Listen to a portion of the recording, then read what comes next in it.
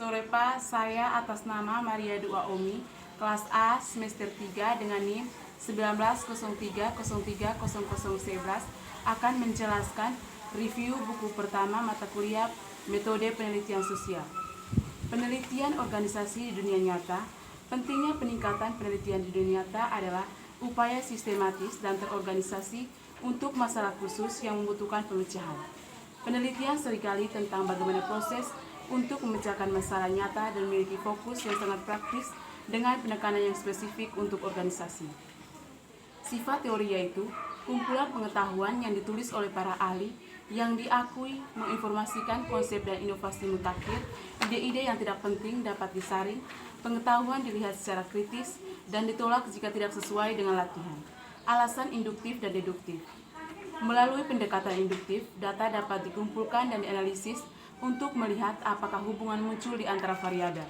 Pendekatan deduktif menggunakan teori untuk menghasilkan hipotesis kerja tentang hubungan antar variabel. Perspektif teoritis dan penelitian metodologi. Perspektif epistemologi dan ontolog. Perbedaan ontolog dan epistemologi dapat dilihat dari prinsip dan perencanaan penelitian. Memilih dan merencanakan dengan baik proyek penelitian. Menghasilkan ide-ide baru untuk penelitian dapat dibuat dengan cara memilih topik penelitian, kapan memilih topik penelitian, sumber topik penelitian, apa topik penelitian yang bagus, persyaratan akademis, mengakses sponsorship dan networking, waktu yang tersedia, kemampuan dan pengalaman memilih dan merencanakan proyek yang baik. Eksperimental dan kuasi eksperimental desain penelitian. Menjelaskan penelitian eksperimental dan dikuasai eksperimental pendekatan. Pada tahap perencanaan masalah utama atau pertanyaan penelitian dapat diajukan dan literatur yang relevan dan teori diselidiki. Mengidentifikasi masalah atau pertanyaan yang menarik sebagai akibat dari masalah nyata yang memerlukan solusi sebagai hasil dari belajar dari proyek penelitian. Meninjau literatur dan teori yang relevan untuk mengatasi topik belajar dari proyek penelitian. Merancang deskriptif dan survei analitik. Survei deskriptif cenderung menggunakan pendekatan induktif, menggunakan pertanyaan terbanyak untuk mengeksplorasi perspektif. Survei analitis mengambil banyak fitur penelitian eksperimental dan deduktif. Pendekatan yang berbeda untuk kedua analitis dan survei deskriptif. Tahapan dalam desain survei meliputi definisi tujuan, penelitian kuesioner, desain uji coba, distribusi survei, pengkodean, dan analisis.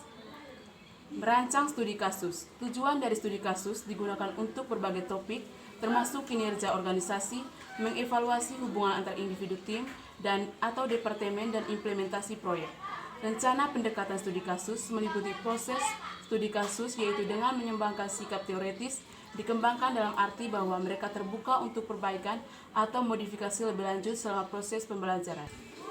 Merancang evaluasi. Tujuan dari evaluasi yaitu mengevaluasi reaksi peserta latihan terhadap program pembelajaran pengetahuan keterampilan, perilaku mengukur aspek kinerja dengan tujuan pelatihan, hasil menghubungkan dengan tujuan organisasi.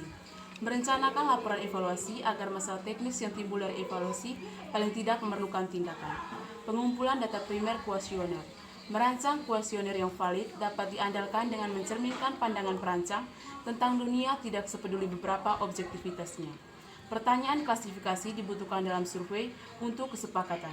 Isi pertanyaan masalah seperti yang validitas harus mencakup isu-isu penelitian itu.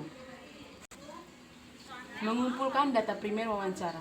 Wawancara dapat dibagi menjadi 5 kategori, mulai dari percakapan informal hingga terstruktur. Pendekatan tergantung pada tujuan penelitian dengan struktur wawancara yang mencakup kemampuan untuk membangun hubungan baik dengan responden. Pengumpulan data primer pengamatan. Keuntungan dan kerugian dari pendekatan observasi pengamatan melibatkan tampilan sistematis dan tindakan orang dan catatan analisis serta interpretasi perilaku mereka. Pengumpulan dan pencatatan data seperti catatan lapangan. Keuntungan observasi terstruktur seperti menghasilkan data yang lebih andal, memungkinkan data dikumpulkan pada saat terjadi dan tidak harus bergantung. Pengumpulan data disadari oleh para peserta peneliti. Mengumpulkan data primer, tindakan tidak mencolok. Tindakan tidak mengganggu dengan pendekatan penelitian, tindakan erosi alami yaitu tingkat keausan selektif atau penurunan kualitas material belajar. Tindakan erosi terkendali dimungkinkan untuk menggunakan atau memanipulasi sejauh mana sesuatu habis terhadap beberapa variabel eksperimental. Menganalisis dan mempresentasikan data kuantitatif. Proses pengkategorian data itu penting dan digunakan untuk menganalisis data yang tergantung pada jenis datanya. Data nominal merupakan nilai nama atau kategori tanpa urutan atau peringkat tersirat. Data ordinal terdiri dari urutan atau peringkat nilai, meskipun interval antar barisan tidak dimaksudkan untuk sederajat. Data rasio adalah bagian dari data interval yang skalanya juga merupakan interval tapi ada nol mutlak yang mewakili beberapa arti. Memasukkan data, tata letak, dan kualitas dimulai dengan membersihkan data, rancangan, dan menerapkan input data yang sebenarnya, dan berurusan dengan masalah data yang hilang. Membersihkan data dapat diandalkan jika dibangun di atas data bersih, artinya data yang telah dimasukkan ke komputer secara akurat. Pengkodean dan tata letak data biasanya melibatkan pengalokasian nomor ke data. Mengumpulkan dan menganalisis data kualitatif. Karakteristik penelitian kualitatif dapat mengambil berbagai bentuk dan hasil dari penggunaan pengumpulan data instrumen seperti observasi, wawancara, kuesioner, dan dokumen analisis. Penelitian kualitatif sering dianggap di beberapa tempat kurang valid seperti penelitian kuantitatif. Penelitian kualitatif melibatkan jumlah karakteristik dilakukan melalui kontak yang intens dalam lapangan atau pengaruh kehidupan nyata. Peran peneliti adalah untuk mendapatkan gambaran studi yang holistik atau terintegrasi. Tema yang muncul dari data sering direview untuk memahami cara orang bertindak. Desain penelitian kualitatif dikaitkan dengan induktif desain penelitian. Kerangka konseptual berbicara tentang struktur penelitian yang sedang dirumuskan. Sebagai kerangka kerja konseptual yang menggambarkan naratif, tetapi seringkali dalam format grafis, faktor kunci dan konstruksi yang sedang dipelajari, dan hubungan yang dianggap hubungan di antara mereka. Mengumpulkan data kualitatif yang paling umum adalah studi lapangan, di mana peneliti memasuki pengaturan yang dipilih untuk mengumpul data melalui wawancara. Menganalisis data analisis konten melibatkan proses pemecah data menjadi unit-unit yang lebih kecil. Menulis laporan penelitian. Proses penulisan laporan yaitu dengan merencanakan laporan, memulai proses penulisan dengan sebuah draft rencana, mencakup judul dan subjudul menjadi dokumen olahan kata. Mengetahui tujuan laporan dengan mempertimbangkan apa itu pembaca ingin tahu sehingga relevan, menarik, dan bermanfaat bagi mereka. Riset tindakan dan perubahan.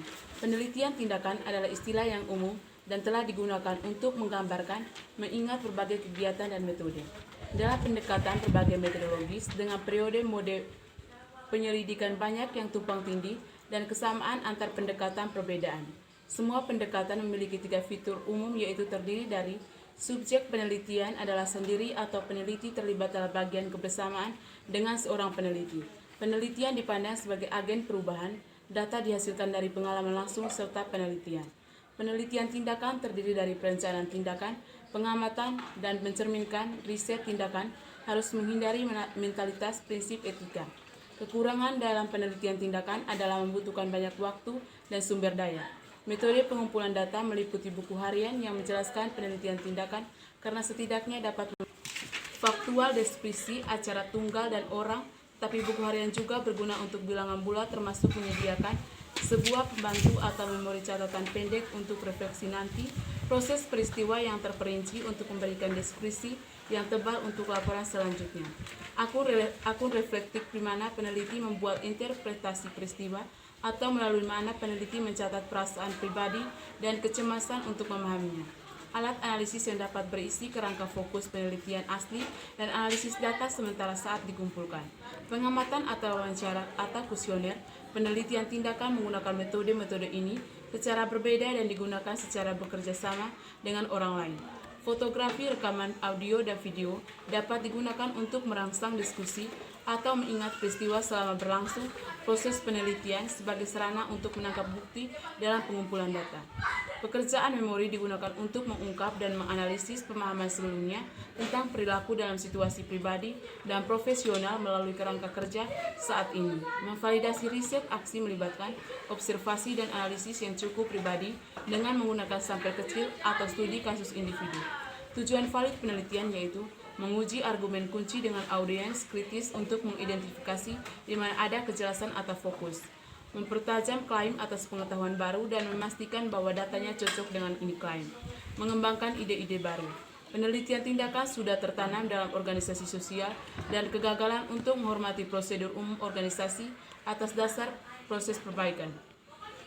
Mengasosiasikan akses dalam organisasi atau komunitas. Organisasi dan komunitas menegosiasikan akses ke organisasi atau komunitas terlebih dahulu atau kepada manajemen di organisasi. Peserta yaitu berkaitan dengan orang yang menjadi tujuan penelitian kita. Sekian review dari saya. Terima kasih. Selamat sore.